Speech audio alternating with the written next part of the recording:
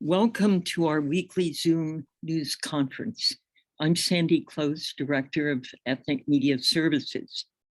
Just days after the 26th UN Climate Change Conference in Glasgow, today's briefing examines what was achieved and what was not, including the charge that developed countries blocked reparations to pay for the impact climate change has already had on the developing world.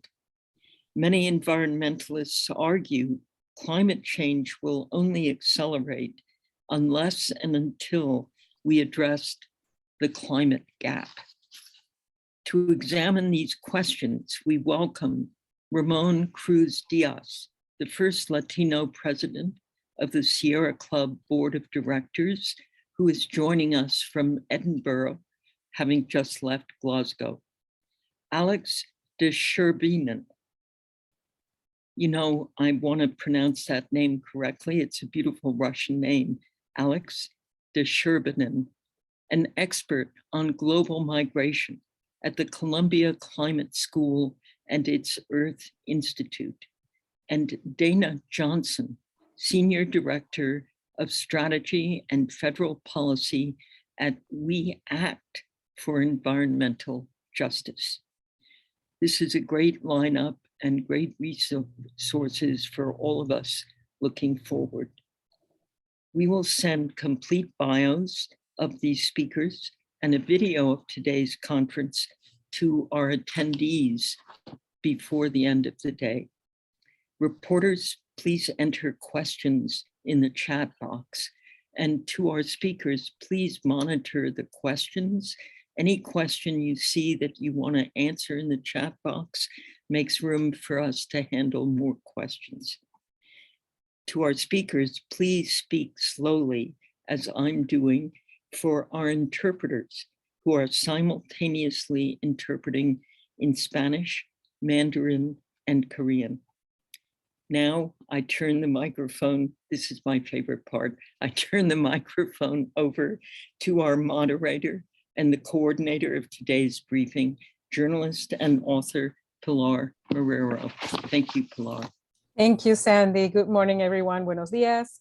Welcome to this event, Lessons from Glasgow. Climate change requires addressing the climate gap. I'm very thankful to all the panelists for having agreed to be with us. Each one of them will bring a very important point of view and information for our ethnic media. Please prepare your questions, whatever questions you have, whatever doubts, whatever ideas you have on this topic. First, I'm going to introduce Ramon Cruz Diaz from the Sierra Club. He's president of the board of directors of the very important environmental organizations. And we are very pleased to be able to have him from Europe, where he's still having some extra days after the Glasgow meeting. So Mr. Cruz Diaz, we welcome you, and we would like to know what your conclusions are from what you just experienced. What should we take away, and what is the good and what is the bad? Well, thanks a lot for the invitation, Pilar, and thanks for the audience here. Just to time myself, how many minutes do you want me to about 10. About 10. About 10. Okay. And then questions for you. All right. Okay. So in general, let's see. You know, I'm much more positive than negative about COP26. You know, even though, you know, different quotes in the media have been sometimes positive, sometimes negative, depending on when we were where in the COP we were and speaking to whom. You know, I think, you know, it's very easy to dismiss the COP as a failure when you look at it as a single conference or a single event. But usually I think sometimes the critics of that comes from perhaps people that don't understand like multilateralism or the complexities of such a process. So So, the reality is, and I can get into, the specifics of what was good or what was not as good, but just in general, just the fact that the US, the United States had a delegation that were having adult conversations were a huge difference. It's night and day in terms of the, and that in itself, it's a huge success in terms of what you can then achieve. It will take, the Donald Trump just existing and being a president of the US was a huge harm to a multilateral process and for world, collaboration and well-being and so it was a big shock for this, and it will take time for countries to go back, to have trust in the system, to have trust of a dialogue with the United States. So again, that takes time. So I would say that there were many things that were actually very positive, and that the U.S. made a big difference. And in terms of some of these, and also I must say that it was a very good, like an all-star, negotiating team with very, very committed to the success of the process and the Paris Agreement from the U.S. So that was very positive. In terms of successes, we saw that. The deforestation commitment, for example, or the methane, the initiative on methane. Then the developed countries pledging not to do any public financing of coal projects overseas. So we saw, and then being in the final document, people focused a lot on how it went, the draft from phase out to phase down. And of course, we were disappointed on that. However, we cannot just focus on that aspect, because it was a huge success that for the first time, a language like that is adopted as a document coming out of this process. So in that regard, it's I think this COP could probably pass as the start of the writing of the last chapter in the Book of Coal. I think the signal was very clear that with many commitments, and the UK leading a commitment, a pledge to phase out coal, and yeah, it will take longer. Of course, at the end, India and then China blocked blocked that, and then wanted to make it as a phase down instead of phase out. But I think the signal is clear. That I think the days of coal are numbered, and that was a lot in the momentum of this COP, and so we saw the pledges, for example, on from Bloomberg on taking what was one of the most successful campaign in the history of the environmental movement, the Beyond Coal campaign, that it's either closing or scheduling to close more than half of the coal plants in the US. Now it's going to be taken internationally. Now we can then focus on private financing on coal. So things like that are momentum that gathered through this COP. There has been, and I was quoted or part of a press conference pushing the U.S. And criticizing the U.S. and EU for blocking the request from the developing countries and most vulnerable countries on the loss and damage part. So basically, that it's what mechanisms, financial mechanisms, vulnerable countries can get to recover from disasters. That in itself, of course, we wanted.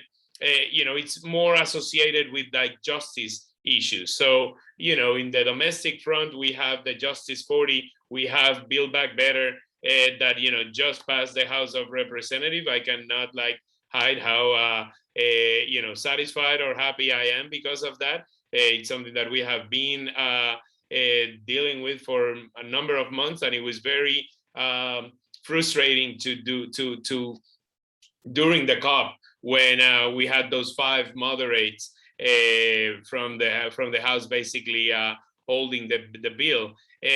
All those things affect the credibility, of course, of the U.S. in terms of delivering on its domestic agenda. Then, of course, the international agenda is even more difficult. So we were criticizing and we wanted them to go forward. However, I want to put it into context, that whole issue, because it's not necessarily, I mean, if this is, to inform media, sometimes you will see articles that would say like, well, then it's a disaster because we saw loss and damage not being a big part of it. And actually, this was another success of the summit, because usually, I mean, that's a proposal that came at the last minute from most vulnerable countries. Usually, such proposals take a long time for this to develop within these conferences. And the fact that, again, we were having adult conversations about that, it's very positive. I think the U.S. and there are two issues, several issues here. The U.S. and the EU probably, and especially the U.S., did not want to commit to a specific financial mechanism for loss and damage, because we don't even have the Build Back Better. We don't even know if in the midterms Congress switches, then forget about any new budget on climate issues. So anything that they would promise now will be subject to then, be rolled back by a Republican Congress. And then also they didn't want to commit to something that would be actually very new for the UNFCCC, the Framework Convention on Climate Change, because usually the financial mechanisms that we have had under the Kyoto Protocol and then coming out of the different processes are more to support, promote new technologies and new projects, leapfrogging technologies into, to mitigate or adapt to climate change, and not necessarily something that it's more of a disaster relief. So you can see how FEMA within the United States, you could argue it's quite disastrous in terms of, as I have seen, I'm from Puerto Rico, so, the deployment after Hurricane Maria was a disaster for that federal agency. Imagine what would be setting up a new financial mechanism for the whole world, to cover for loss and damage. It would probably take a number of years to set it up, to agree on something, then a number of years to design it, then a number of years to populate that funding mechanism. So, it's probably, you're looking into a decade, and it will take a long time to do that. So developed countries are saying, well, let's use better, let's have the conversation so that we can use the financial mechanisms that we have. Developing country, in their defense, don't want that, because they know that sometimes that comes basically with old money with a new mask, and they would like to have actually new money into this. So again, this is but this is the kind of conversation that this process needs to have, and in that regard, I think it was a big success. Of course, one of the failures is that we still are not where we should be, in line to 1.5 degrees. However, we saw an advancement towards that goal. So, for those of us that have been following this for a long time, I have been involved since before Copenhagen. So, it's more like 12, 13 years. You don't see this as one-off, but you see this as an evolution. And in terms of that evolution, this was a COP that was a push forward rather than a setback. So in that regard, I'm very pleased and happy to to answer questions. Those my 10 minutes are up. Okay, thank you so much, Mr. Cruz. Explain to us the whole deal about 1.5 degrees, because a lot of people on this call do not cover environmental issues every day. They're covering everything every day. So explain to us, what is that key element of the agreement that some people are saying, well, it wasn't achieved, and what is the consequence of that? Well, so first, let's start with the Paris Agreement when it was negotiated, and I think the U.S. actually was able to, to be a big engine to for that. Everybody was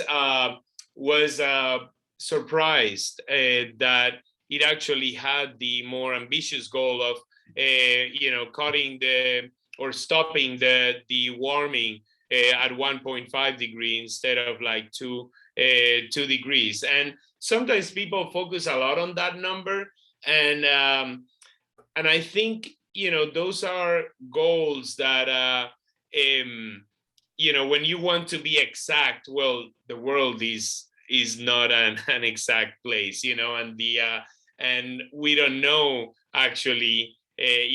We work under assumptions and models that can predict this or another, but actually it could be a total disaster. We're already seeing, how there was an article in Nature that, it's 85% of people are already experiences the consequences of climate change. So, for somebody that just lost everything to a natural disaster, 1.5, 2 degrees, it's pointless, So those are goals that you set up to basically say, okay, we're based on a base year, how much emissions we have to cut to in the best knowledge, using the best knowledge, the best models to stop the pace of that warming that will create all these uncertainties. And so that you do it using science as the best, weapon against that.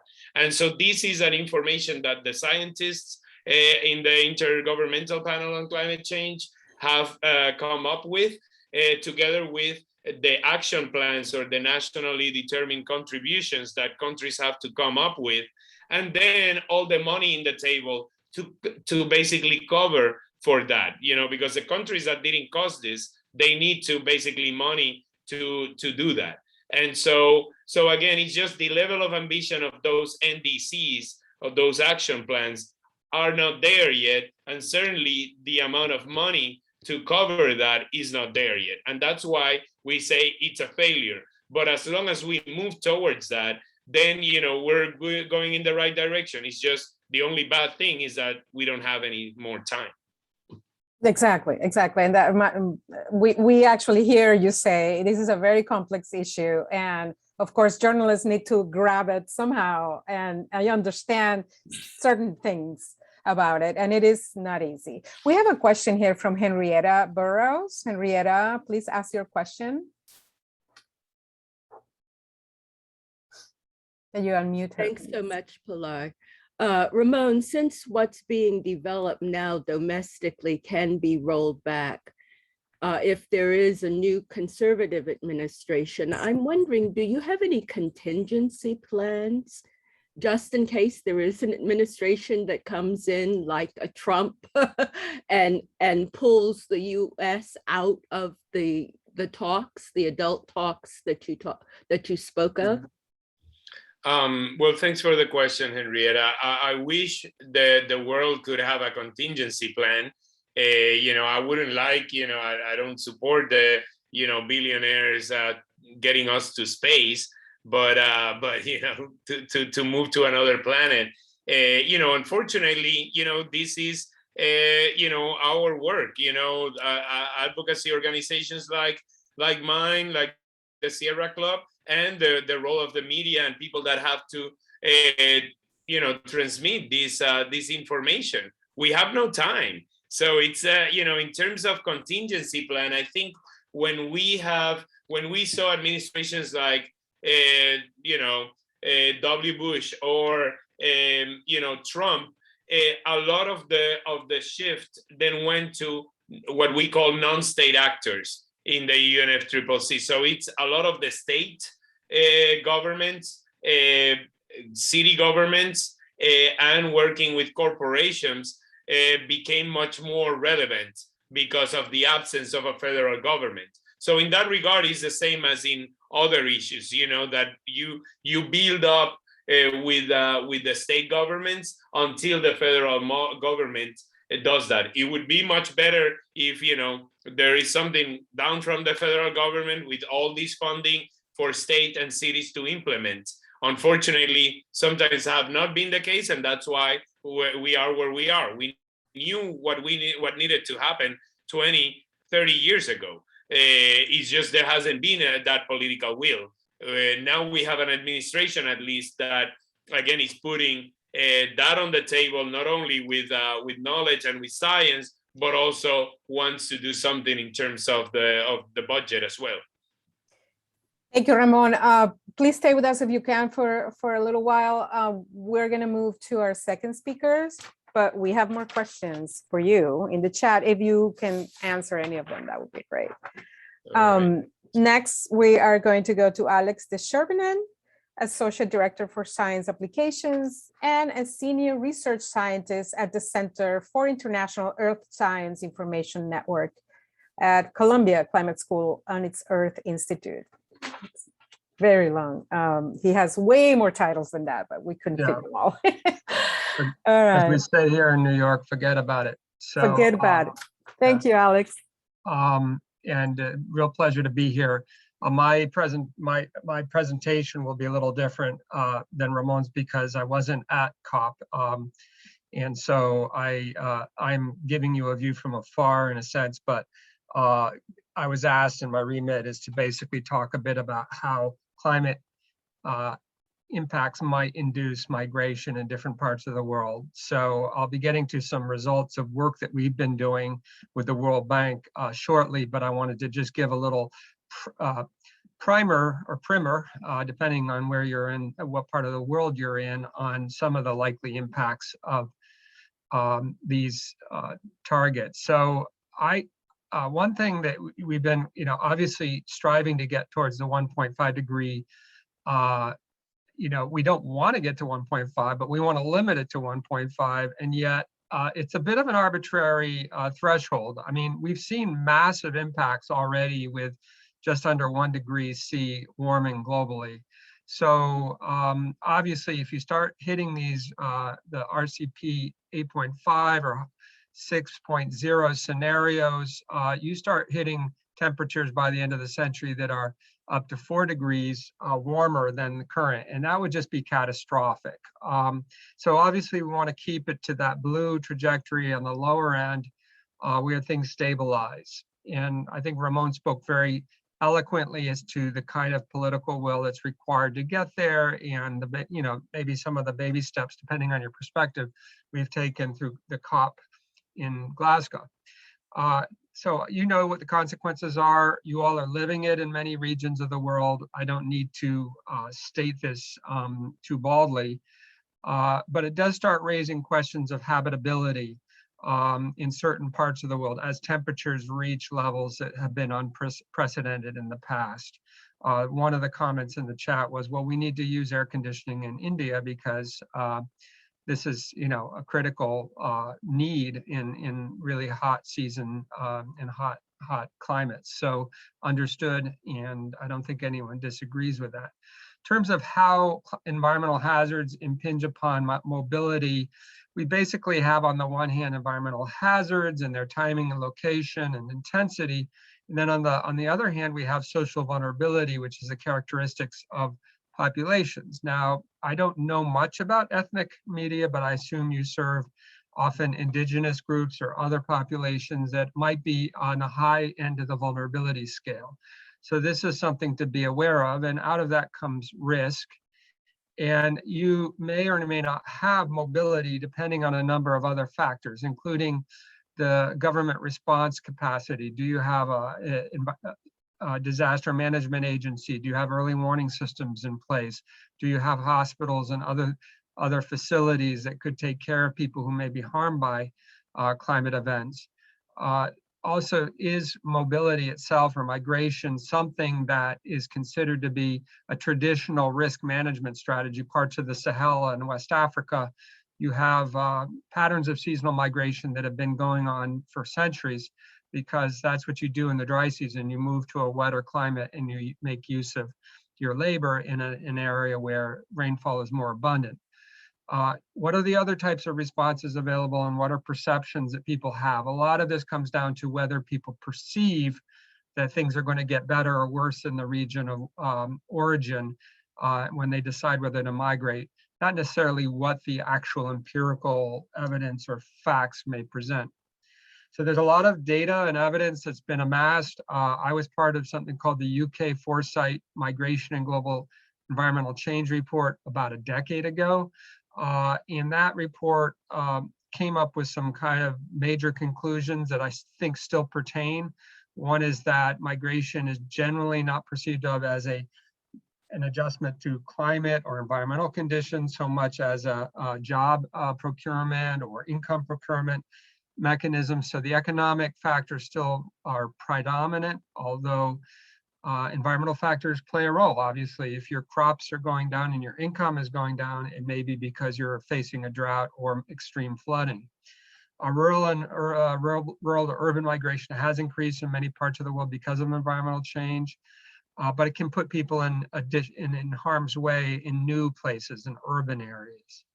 And then a lot of people talk about trapped or involuntary immobile populations where you essentially lack the means to move because your resources are depleted over multiple droughts or multiple cycles of extreme events. You may lack the means to be able to move from where you're living currently. Most migration will be internal, and if it is transboundary, then it will likely be in the global south, between countries in the global south. If you look at where most of the refugee hosting countries are, they're in Africa, they're in parts of Asia, not in Europe and North America. And temperature and precipitation are used in various models to help explain migration patterns, but they vary in their effects, which suggests that actually it's the economic drivers, the policy, the culture, which still predominate in terms of decision-making when migrants decide where they're going to move. But that doesn't mean that these temperature and precipitation effects are not negligible. In some cases, they can be highly explanatory in terms of, understanding how people, when people move and what the events are that trigger movements. I've been doing some work over the years in planned relocation and resettlement, and how much of the it's going to be a small minority of people that might benefit from such programs, if benefit is the right term, because resettlement has a checkered history.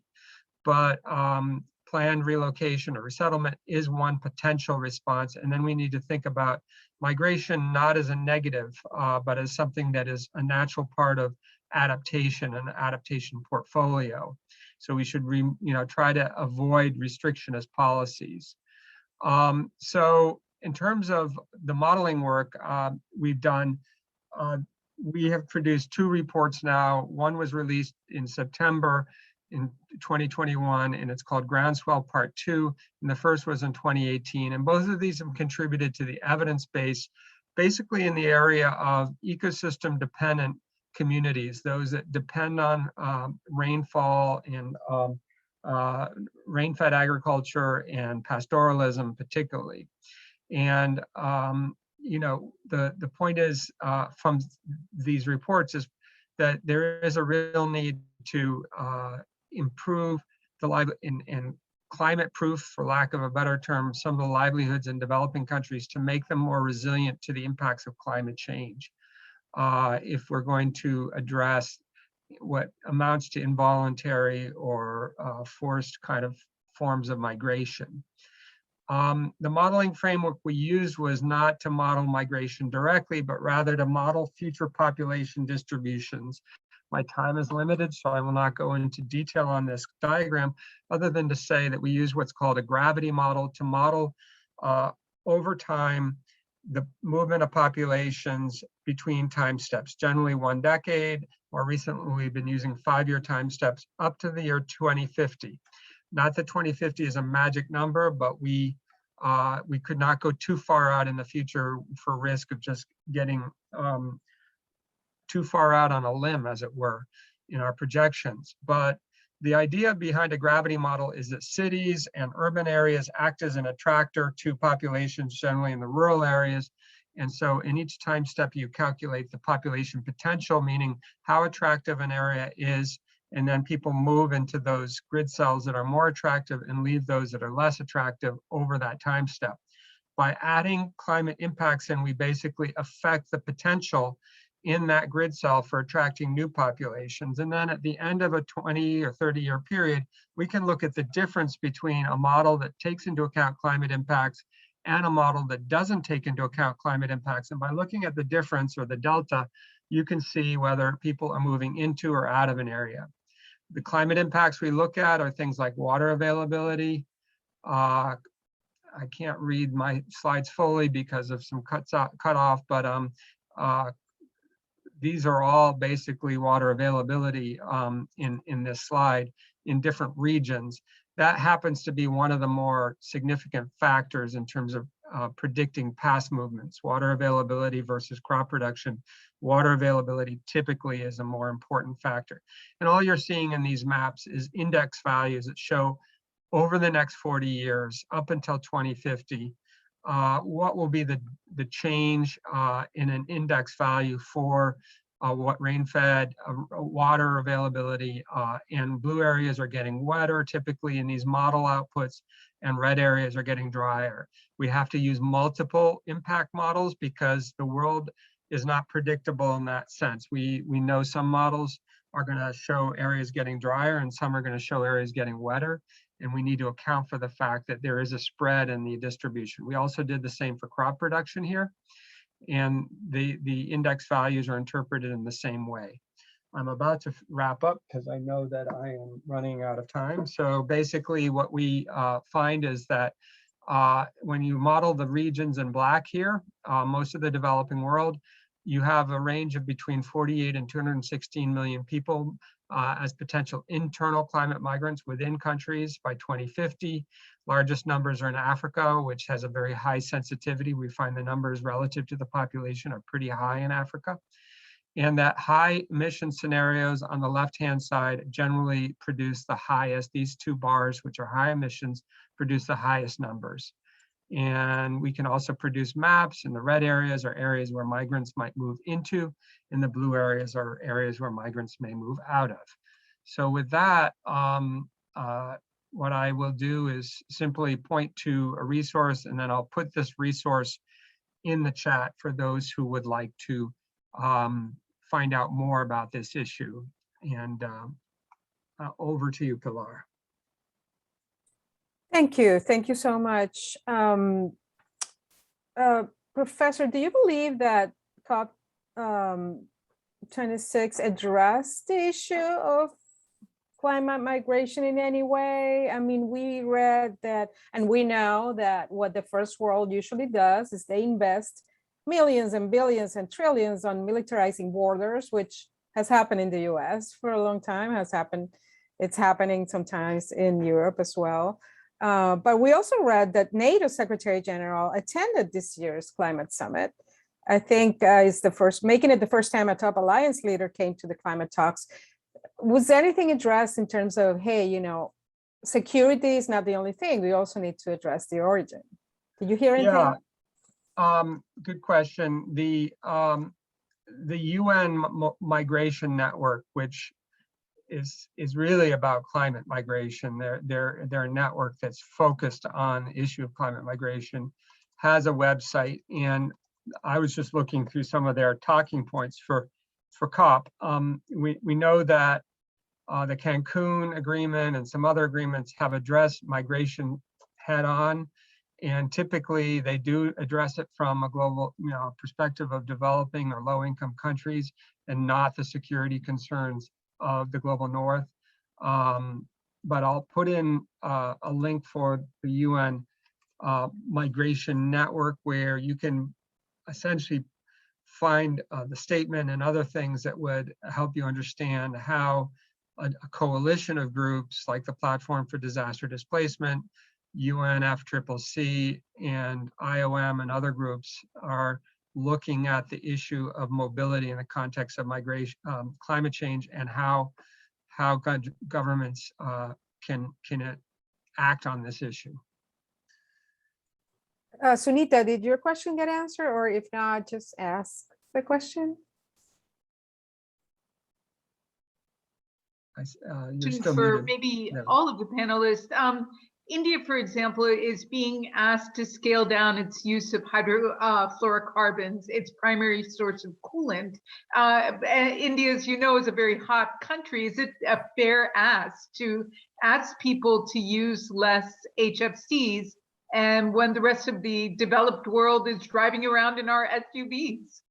Considering how cold the malls are in the United States.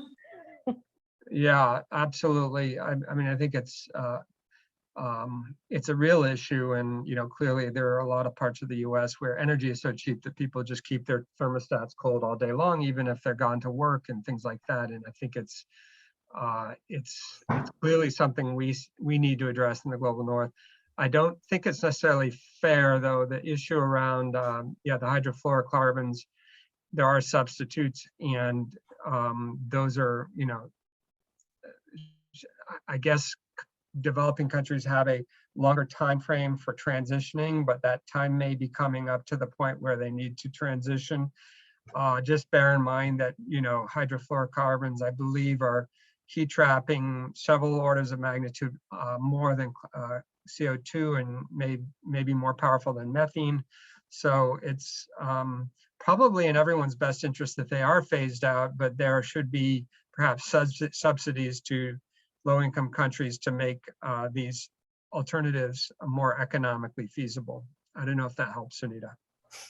Thank you. One more question before we move on to the third panelist. Well, this is a key question, and I don't know that we can answer, but I think Mr. Cruz Diaz did. Elena Kurnetsova, do you want to ask your question about time? Kuznetsova, I'm sorry, I mispronounced your last name. No problem. Hi, everyone. So my question is, do we still have time to do anything and stop global warming, climate change, or it's too late and we are doomed? Well, that's a pretty stark statement. Well, if you want my candid belief, is that we in the code red and all the other language is, as alarmist as it may be, I think it's absolutely needed, because we are, approaching a precipice.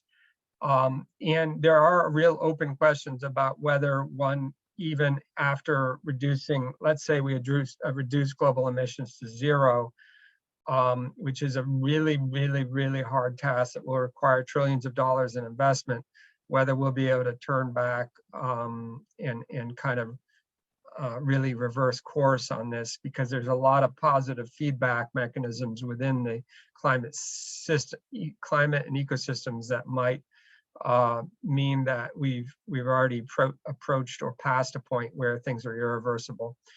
That's a bit stark and maybe not the happy news that you want to end on, but I think it's something that we need to take into account, and one reason why I'm so committed to issues of adaptation. Thank you. Ramon, you mentioned before we have no time, and at the same time, we need time to develop, for example, a mechanism to give developing countries the resources they need to be able to combat some of this. So what is the answer to that question? Do we have the time or not? Well, I'm an optimist. Otherwise, I wouldn't be working on this, or chose a very different career path. But the reality is that a lot of this information is not new. Like IPCC report after IPCC report, it's basically just confirming what we and many in the scientific community have been saying for a long time. So, does that mean that that doom is here and then it's not worth working on it? Of course not. But for some people, doom was already here. You know, for a lot of the climate migrants, after losing everything, you know, the world is not very good for them in their views. What we want to do is that, of course, you know, to deal with that as a global community, and together knowing, being led by the best kind of information that we have, that it's science. And the scientific community have been clear, you know, there's already, we're seeing the effects. Some of it might not be reversible, some of it would. You know, and ultimately, yeah, with adaptation, it's basically how do we equip to live under a new reality? You know, does that mean humans will be out, you know, soon? Probably not, but a lot of humans will see many different, you know, a very different world than the one that we are used to. And we want to basically, you know, reduce the amount of that change. And that we should do it as a global community, and of course the countries that cause the problem should you know, should pay for more of that. But we should also use the best technologies to be sure not to you know, reproduce the mistakes from the past. So to Sunita's question about you know, India, well, you know, there's already technologies that can get us there. So it's how can India best use that instead of going through the whole cold cycle again? You know, so that's because we know then that that has consequences for the planet as a whole. In terms of HFCs also, you know, there's other issues. You know, we saw a global cooperation on the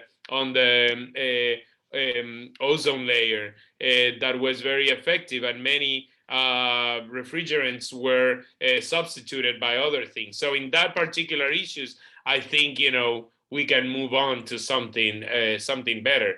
But you know, but no doubt that it's a much more powerful you know, warming you know, substances. Thank you. Let's move on to Dana Johnson, Senior Director of Strategy and Federal Policy for the We Act for Environmental Justice, We Act por Justicia Ambiental. She's a local organization, and I wanted to hear what community grassroots groups were thinking about what happened and where we are in terms of environmental justice as well. Dana, please take the floor. Yes, thank you so much for the opportunity to be here. I just want to share that, start my comments with We Act for Environmental Justice is a 30-plus-year-old environmental organization that was founded in Northern Manhattan, so in Harlem, in New York City, in response to an overt act of racism, with environmental racism, with the siting of a sewage treatment plant in a predominantly African-American community. And we are the first people of color led environmental justice organization in New York State. And we are the only environmental justice organization with a permanent presence in Washington, D.C., which is where I am. We've been here for about 10 years. So our mission is to ensure that people of color and people in areas of low income have meaningful participation in the decision-making, whether it's in the policy space or the regulatory space or urban planning, the full gamut. We believe that we need to be at the table making decisions about what happened, contributing to the decisions being made about what happens in our community. So I will say this is my first COP. And so the things that rose to the top for me personally, and what rose for our organization, was that the White House, and it was through speeches that President Biden gave and things that Gina McCarthy shared, and Gina leads the Climate Policy Office for the United States on the domestic side. They're signaled, both of them signaled that there would be a reliance on business, the business community, industry, in my opinion, to reach our greenhouse gas emission reduction targets. And I think that that speaks to what Ramon said earlier and my work is in DC, the dysfunction that we see happening right now in Congress, and it's wonderful that we were able to get the infrastructure package in some parts. I do have one small problem with it, but and the Build Back Better Act out of the House and now moving on to the Senate, I think really interfered with our ability to come with an extremely strong framework into the COP conversation. And so there seemed to be this reliance on industry to sort of help get us to where we want to be. And I think I started to answer that question in the chat. So like we went into a session where, you know, Gina McCarthy was on a panel with governors from like Louisiana, New Mexico, and the Lieutenant Governor of California, you know, and they were talking about things that quite frankly, we relate to as false solutions. That was sort of this repurposing, this new way to look at oil and gas and coal as a way to yeah, I think it was as a way to sort of reduce emissions. And then there was also larger business or industry conversation around how to embed environmental justice into one's operations. And we always have 3 questions that we like to ask in this particular space, because we do have a concern about greenwashing. And so we always ask, does the product, service, or way that a business operates cause disruption and adverse impacts to the surrounding community? Does the product, service, or way of operating perpetuate racial and economically disproportionate burden in surrounding communities? And does the product, service, or way of operations contribute to the climate crises? And so us seeing, for example, fossil fuel companies having space and pavilions on the COP floor and talking about these technologies that we think are false solutions. So if they are talking about things like gas or biomass or green hydrogen, carbon capture and sequestration, we see those kinds of things as extending our dependence on fossil fuels and doing little to address legacy pollution, social disruption in social cohesion, economic instability, poor indoor and outdoor air quality in communities and in households. And so we saw a lot of that kind of conversation taking place.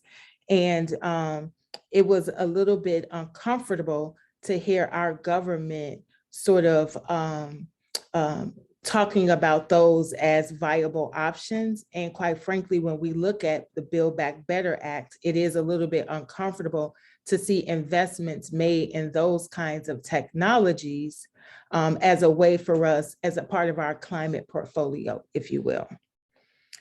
One other thing that that popped up for us was around conversations around equity.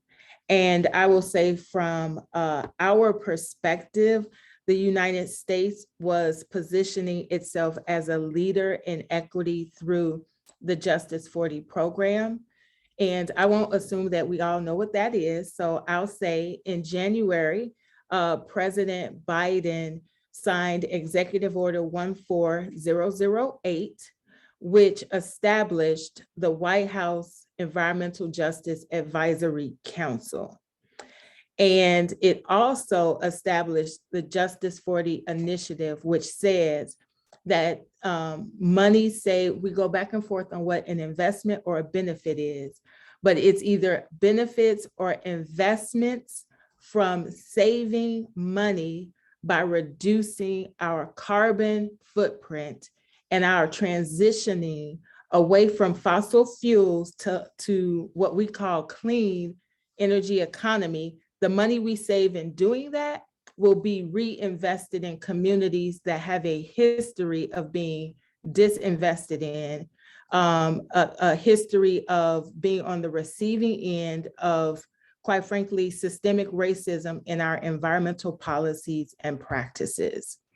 And so the work of the White House Environmental Justice Advisory Council is to give the administration, to give the president, to give the Climate Policy Office and various other agencies and departments guidance and recommendation on how to implement Justice 40 in an equitable and just way. And that body created 128 pages of recommendations that focus on various facets of this particular conversation. So, you know, how do we move away from fossil fuels? How do we prepare the next workforce? How do we address legacy pollution? It covers the gamut. How do we determine what communities, how do we define disadvantaged communities?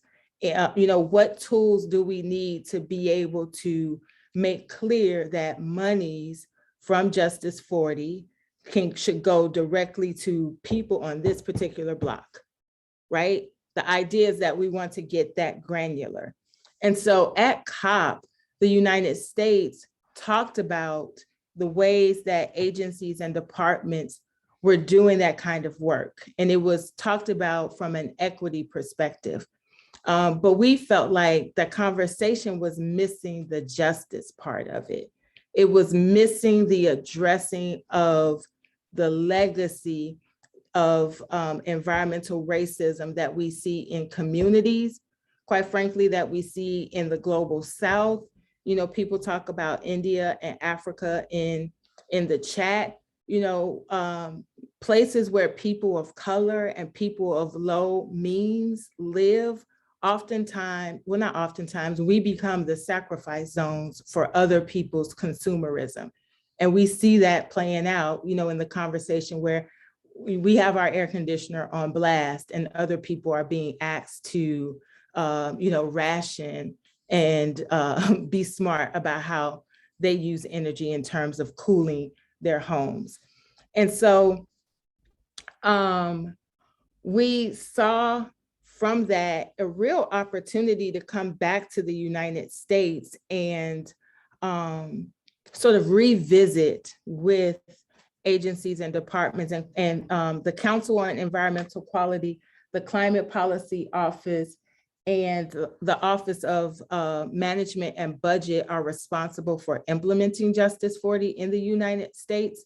And so we see an opportunity to revisit with them on how best we can lift up the recommendations coming out of the WEJAC to ensure that this program really is equitable and just. And how do we look at what's happening in states? Because we do have some states in the United States that will push back on receiving investment from Justice 40 for political reasons. And then we also are thinking about how do we make our communities strong so that they, whether it's them going to the federal government to be able to access investments and resources.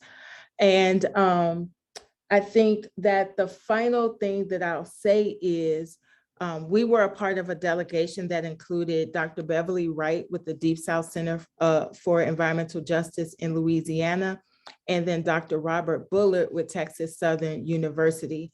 And then finally, Donnell Wilkins with Green Door Initiative in Michigan. And we've decided that we want to see justice have a real space in COP next year. And so we'll be working together to pull together what we call a justice pavilion, so that frontline community groups, organizations, individuals will have a space for programming and to ensure that we have a real presence in the COP and are really contributing to the solutions. So I wasn't keeping track of time, so I'll stop talking there. Thank you, Dana. That was really excellent. It gave us another perspective. Thank you so much. We really only have time for one last question for each of the panelists. So I'm going to start with you because you just spoke. We understand that you're, talking about pushes change from the ground up. So what did you come away from Glasgow feeling? How do you feel about what the achievements and what the agreements were? Dana. I think like they feel mixed to me. So I don't have the wonderful history that Ramon spoke about. I've been thinking about it in terms of feeling like the political moment in the United States and my country really put us at a disadvantage in going into COP and really having a really solid and strong game plan that fulfilled, quite frankly, on President Biden's commitment to embed environmental justice in the operations of our federal government. And that's our domestic as well as international policy. I don't think, from my perspective, that we were able to do that. If some of what we are proposing was still based on, like false solutions and greenwashing. I just was disappointed in that part of it, but also feel a real sense of urgency to organize the environmental justice movement in this country to help get us on the right track. Thank you. Ramon, last question. You said you're an optimist. What is your bigger reason for optimism on behalf of the countries which are most vulnerable, and the communities which are most vulnerable to the effects of climate change, when we still need more resources and we still need more time that we don't have? Well, I guess a big source of optimism, for me, it's the new generation on how clear, they see things, and how, I really hope that when they take command of things, they're much more aware of what is happening, especially when it comes from the developed countries, to be much more aware of the responsibilities towards the most vulnerable ones, but also can really come not from a superiority viewpoint, but more as collaborators and partners in this, because the knowledge is there already, not only by the scientific community, but by developing countries, by the most vulnerable countries. And so they have the right action plans. They need the capacity building, the technologies, and the funding mechanisms to achieve that. So so that's what brings me some hope. Actually, it's funny that I have this shirt right now that Sovereign climate. I love it. I love it. You have to be in this business. Thank you so much, Ramon. Thank you so much for being with us. I want to ask a last question from Alex as well. Alex, are you there? Alex, hi. Just checking with you on where should we look at for the biggest, the largest potential migration linked to climate? Is it Asia that you mentioned, Asia and Africa? In terms of as a proportion of population, Africa is likely to be more sensitive to this. We have I didn't mention it, but we have a new initiative called the African Climate Mobility Initiative. It's just getting off the ground. It's under the African Union Commission and UNDP, World Bank, and a number of other UN actors, but it's really being led by Africans. And we're doing some new modeling work, as well as a series of interviews on the ground with people being affected by climate impacts, and they're related to their mobility decisions. That work, so the website is not up yet, unfortunately. I can't point you to a website, but later I'll send you a link once that's up. And The other region, obviously, Asia, numbers are always going to be large in Asia because of the demographic factor. There's just so many people there. Latin America shouldn't be forgotten about. We are seeing a lot of mobility out of Central America and within the region as well. And it's a mix, as you know, complicated mix of factors, very complicated and difficult to tease apart in many regions where conflict, poor governance, historical disenfranchisement, and economic inequalities have all played a role in affecting mobility decision-making. Thank you. Thank you, Ramon. Thank you, Alex. Thank you, Dana. Sandy, you want to say last words? No, I love the idea of a stubborn optimism. I think that's a great tagline for us in our headlines. All of you brought so much insight. You read everything about Glasgow, you read, but hearing it from people on the front lines always helps reveal, you share insights that we can't necessarily glean from reading. Thank you very, very much. Thank you, everyone.